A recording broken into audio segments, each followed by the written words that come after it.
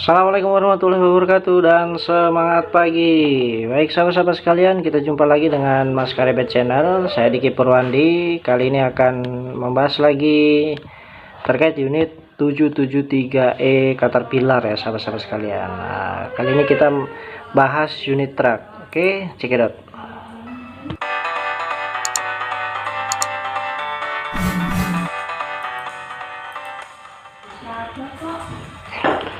Pertama-tama adalah kita panjatkan puji syukur kepada Allah Subhanahu wa taala karena berkat limpahan rahmat dan hidayahnya sehingga kita selalu diberikan keselamatan dan kesehatan ya sahabat-sahabat sekalian. Baik sahabat-sahabat sekalian, seperti yang sudah saya sampaikan tadi ya, kita akan bahas unit 773E Caterpillar ya sahabat-sahabat sekalian. Nah, problemnya kali ini adalah unitnya ini tidak mau snap ya sahabat-sahabat sekalian. Nah, kadang mau snap, kadang enggak gitu ya. Jadi sahabat-sahabat sekalian, bagi sahabat yang belum tahu apa itu snap, yaitu snap itu adalah sistem dari hoist ya atau hydraulic system, yang mana dia akan mensemutkan atau menghaluskan saat proses lowering atau turunnya dam bodi mendekati frame atau chassis unit. Dia akan menyemutkan atau menghaluskan sehingga tidak menghentak ya. Jadi pada saat dam bodinya itu menyentuh frame ya, pada saat proses turun atau lowering itu dia smooth atau halus. Jadi si operatornya ini tetap nyaman sahabat sekalian. Nah, kalau dia menghentak maka pasti akan membuat tidak nyaman oleh teman-teman operator ya sahabat-sahabat sekalian. Nah, jadi seperti itu adalah snap system atau snap pada unit OHT atau HD ya sahabat-sahabat sekalian. Baik sahabat-sahabat sekalian, jadi sebelum kita membahas lebih dalam ya terkait proses troubleshooting dan analisa kenapa kok unitnya ini tidak mau snap ya, kadang mau dan kadang juga nggak mau gitu ya snapnya, kadang hentak, kadang bagus ya, kadang snapnya itu terlalu cepat ya, itu kan nggak nyaman juga sahabat-sahabat sekalian ya, lama dia jadinya turun dam bodinya itu sampai ke frame. Nah, ini kita bahas sistem operasi atau cara kerja dari hydraulic system dan snap system pada unit 773E dan 777D ya sahabat-sahabat sekalian. Oke sahabat-sahabat sekalian, langsung saja seperti yang saya tampilkan di gambar di layar ini ya sahabat-sahabat sekalian. Jadi itu adalah gambar dari contour valve ya, hydraulic atau hoist ya sahabat-sahabat sekalian ya, yang ada pada 773E atau 777 ya, 777D, 777E itu sama sahabat-sahabat sekalian untuk cara kerja dari hoist sistemnya. Nah, itu kita bisa lihat di sana ada beberapa komponen utama ya. Nah, kita akan fokus ke bagian contour valve utama ini sahabat-sahabat sekalian ya. Untuk yang bagian daripada relief valve ini akan kita bahas di lain kesempatan ya, di problem yang berkaitan dengan relief valve ini. Jadi komponen utamanya itu diantaranya yaitu ada housing itu sendiri ya sahabat sekalian ya, ada housing atau rumah, kemudian ada spool atau main spool ya, atau spool utama yang warna kuning ini sahabat sekalian.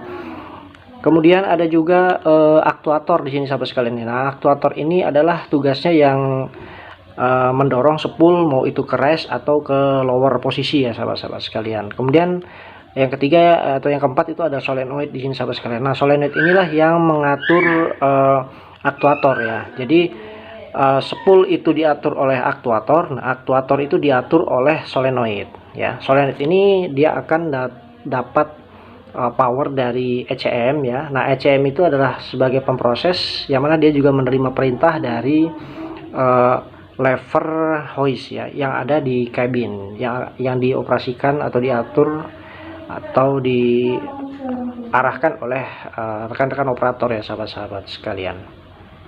Nah, jadi sahabat-sahabat sekalian, cara kerjanya nih ya, sebagai contoh ini ya, ketika kita atau si operator itu menginginkan dam bodinya itu rise ya, maka di sini kita bisa lihat aktuator ya. Di aktuator ini ada solenoid, maka solenoid ini mendapat power ya, mendapat power dari ECM ya, sehingga dia mengedrain oli pilot sahabat sekalian. Nah, di sini ada oli pilot ya yang ada di aktuator ini. Yang lebih tepatnya lagi yang ada di aktuator ini adalah dia pressure dari parking brake release ya. Jadi dia jadi satu dengan parking brake release pressure untuk pompanya ya, seperti yang sudah saya jelaskan di konten sebelumnya ya, yang problem tidak mau ngedam dan tidak mau release parking brake ya. Di sini ada parking brake release pressure. Jadi solenoid itu dia terenergize dan tugasnya adalah membuka atau mengedrain ya oli yang ada di aktuator ini sahabat sekalian. Jadi oli parking brake release yang ada di sini atau pilotnya ini ya, itu di drain ke tangki, sehingga yang di drain ini sehingga tidak ada pressure ya di sini sahabat sekalian. Jadi spoolnya ini terdorong ke arah yang tidak ada pressure-nya, yang di drain oli pilotnya sahabat sekalian. Nah, yang menang adalah pressure yang ada di lawannya, yaitu kalau dalam hal ini di lower, karena dia tidak di drain, dia menang, pressure-nya terbentuk di sini, maka mendorong spool itu ke arah aktuator rise ya sahabat sekalian.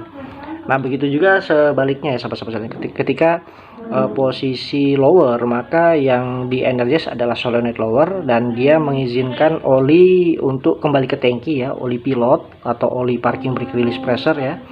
Sehingga spoolnya ini akan terdorong ya ke arah lower solenoid, karena di sini kan kosong ya, olinya ngedrain kosong, yang di aktuator rise ini menang, maka spoolnya terdorong ke bawah, sehingga olinya ini yang dari tangki yang di spool utama ini standby, dia akan mengalir ke silinder ke posisi lower ya sahabat-sahabat sekalian. Nah, kemudian sahabat-sahabat sekalian, di posisi lower itu ada beberapa posisi juga ya. Di antaranya itu ada posisi lower, kemudian ada posisi floating, kemudian ada juga posisi snap. Nah, posisi snap inilah yang akan kita fokuskan sahabat sekalian. Jadi snap itu cara kerjanya, dia tidak dikontrol oleh operator atau lever hoist ya sahabat sekalian. Jadi sistem snap itu diatur oleh body up switch ya sahabat sekalian, yang terpasang di frame, antara frame dengan dam body atau vessel ya. Jadi dia ada di sana menggunakan magnet atau menggunakan lever, yang mana dia akan terpotong oleh sasisnya si dam body, sehingga menginformasikan ke ECN bahwasanya dam body ini udah hampir mencapai full lower ya sahabat sekalian, jadi mendekati frame. Nah, kalau dam bodinya ini turun mendekati frame, dia mengirim perintah ya, si switchnya mengirim perintah ke ECM, sehingga ECM mengirim perintah ke solenoid control valve untuk mengurangi lagi ya drainnya itu sedikit, sehingga halus ya sahabat-sahabat sekalian untuk pergerakan silindernya pada saat turun, sehingga terjadilah pergerakan yang sangat halus pada saat dam body menyentuh frame atau chassis unit 773 atau 777D ini ya sahabat-sahabat sekalian. Iya.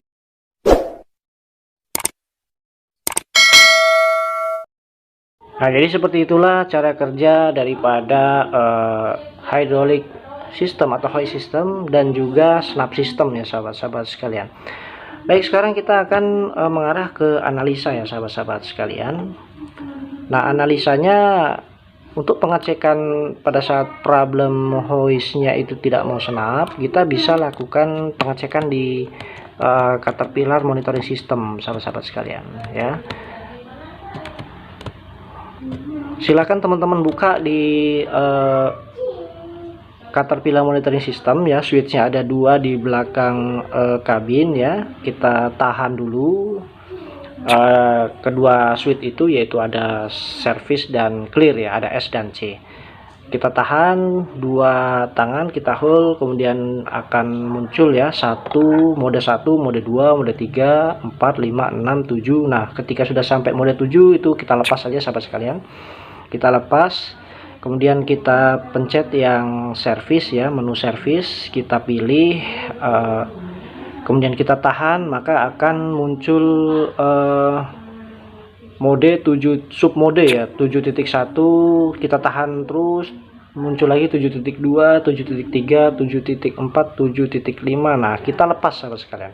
Nah, di sana akan ada beberapa posisi ya hoist ya. Jadi ini 7.5 ini dia mewakili cara kerja hoist ya sahabat-sahabat sekalian, posisi-posisi pada hoist. Nah, kita lihat di sana itu ada HL. HL itu artinya adalah hoist lever, kemudian 0H, ada H, L, R, dan F, kemudian ada juga S ya sahabat-sahabat sekalian. Nah, untuk angka di sini ini adalah persentase dari switch hoist lever ya sahabat-sahabat sekalian. H ini adalah hold, kemudian L adalah lower, R adalah rise, F adalah float ya sahabat-sahabat sekalian. Kemudian ada juga S itu adalah snap sahabat sekalian.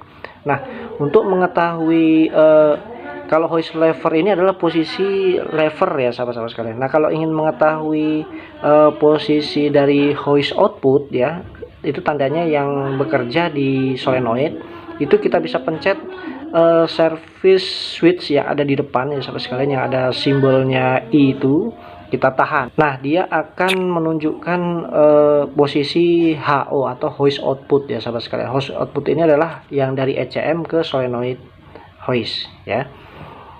Nah, kita coba sahabat sekalian, ketika dam body turun ya, apakah dia sebelum menyentuh frame si dam body ini akan ada tulisan S muncul di sini sahabat-sahabat sekalian. Kalau dia ada muncul tulisan S, berarti secara elektrikal dia bagus sahabat sekalian ya. Informasi dari dam body up limit switch itu bagus, mengirimkan bahwasanya ini udah mau menyentuh frame loh dam bodinya, maka harus snap. Itu udah bagus. Berarti kita hanya fokus ke mekanikalnya saja sahabat sekalian ya. Tapi kalau tidak ada muncul angka S pada saat dam body itu mendekati frame, bahkan sampai menyentuh frame pun itu tidak ada angka S yang muncul ya, maka itu bisa dipastikan problemnya adalah electrical atau signal yang dari dam body ini tidak sesuai. Bisa kita adjust sahabat-sahabat sekalian ya, kita naikkan posisi dam body up limitnya sehingga dia bisa memotong dam body sedikit jauh sebelum dam bodinya itu menyentuh frame itu sendiri. Jadi sebelum dia menyentuh frame agak jauh, dia bisa menginformasikan bahwasanya ini loh, si framenya ini udah, si dam bodinya ini udah mau menyentuh frame, maka harus dilambatkan ya untuk di kontrol valve-nya, untuk skema pengedrainan olinya ya sahabat-sahabat sekalian. Nah, jadi sahabat sekalian, yang kita alami pada saat itu ya, kebetulan saya dan kawan-kawan saya yang melakukan troubleshooting ini, kita sudah melakukan pengetesan dengan cara ini. Ternyata di sini muncul angka S sahabat sekalian, jadi bisa dipastikan elektriknya bagus ya sahabat-sahabat sekalian. Nah, kemudian sudah dilakukan semua ya, hampir semuanya sudah kita lakukan ya, penggantian kontrol valve, kita mencuci aktuator, kemudian ada juga kawan itu yang melakukan rewiring secara total ya. Bahkan kalau tidak salah ada kawan juga yang sempat mengganti ECM chassisnya, itu tidak ada perubahan sahabat-sahabat sekalian. Jadi sembuhnya itu sebentar aja, kita flushing ya, kita buang angin, karena kadang dia itu masuk angin sahabat sekalian. Kalau masuk angin memang dia tidak bisa snap ya. Kita bleeding anginnya pada sistem aktuator di hoist kontrol valve itu sembuh sahabat sekalian, tapi hanya setengah hari aja dia kumat lagi ya, dia nggak mau snap lagi, atau bahkan snapnya itu dia berubah sahabat sekalian, kecepatan snapnya ya.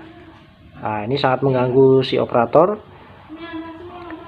Jadi kita udah bingung sahabat sekalian, yang belum diganti itu hanya silinder aja, semuanya udah diganti ya, dalam arti kita lakukan exchange atau kanibal dari unit lain, tapi tidak ada perubahan sahabat sekalian. Pada akhirnya dari kami pun tidak menemukan masalah dari unit ini ya, beberapa kawan kita biarkan aja itu sahabat sekalian. Jadi kalau ada keluhan dam bodinya nggak mau snap, kita bleeding aja ya sahabat-sahabat sekalian, atau kita flushing aja angin yang ada di aktuator di kontrol valve, terutama di kontrol valve yang lower ya sahabat-sahabat sekalian, juga yang rise.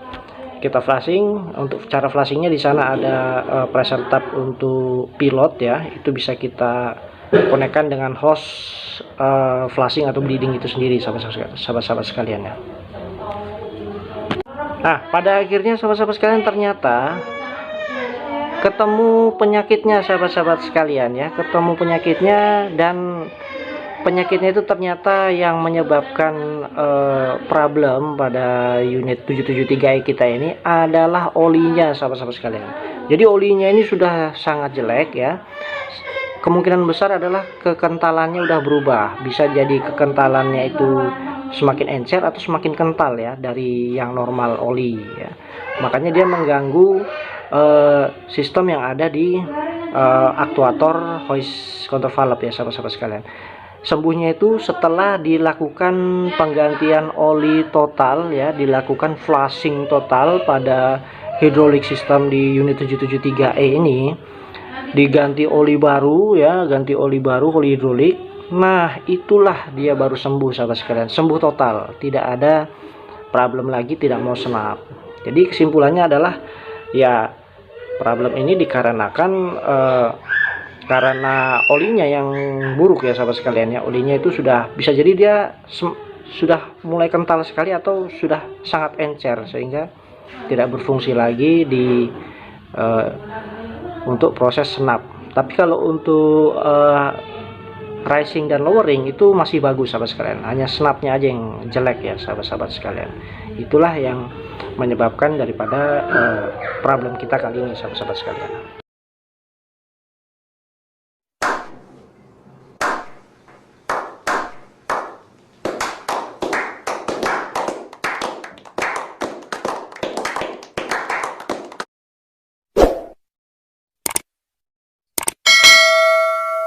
Nah, jadi seperti itulah, sahabat-sahabat sekalian, problemnya dilakukan flushing total, penggantian oli total ya, di hose-hose-nya itu dibersihkan semua, di komponen hidrolik itu di drain semua, diganti oli baru, sembuh ya, sahabat-sahabat sekalian.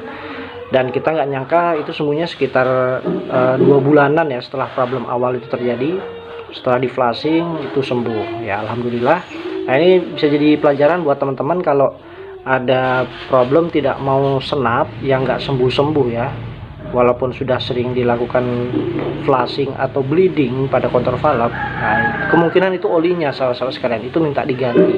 Bisa jadi oli hidroliknya ini kan udah lama ya nggak diganti, bisa jadi udah 5 tahun itu nggak pernah diganti, itu sudah kekentalannya udah berubah, sahabat sekalian. Maka dia akan mempengaruhi sistem senap yang ada di sistem hidrolik kita ini ya, sahabat-sahabat sekalian. Baik, sahabat-sahabat sekalian, demikianlah yang bisa saya sampaikan. Semoga ini bisa bermanfaat bagi sahabat-sahabat saya, terutama yang ada di mining ya, yang banyak pegang unit-unit 773E atau 777D atau 777E juga bisa ya, sahabat-sahabat sekalian. Baik, pada akhirnya saya mohon maaf, jangan lupa subscribe, like, dan share-nya. Saya Diki Purwandi undur diri. Wassalamualaikum warahmatullahi wabarakatuh.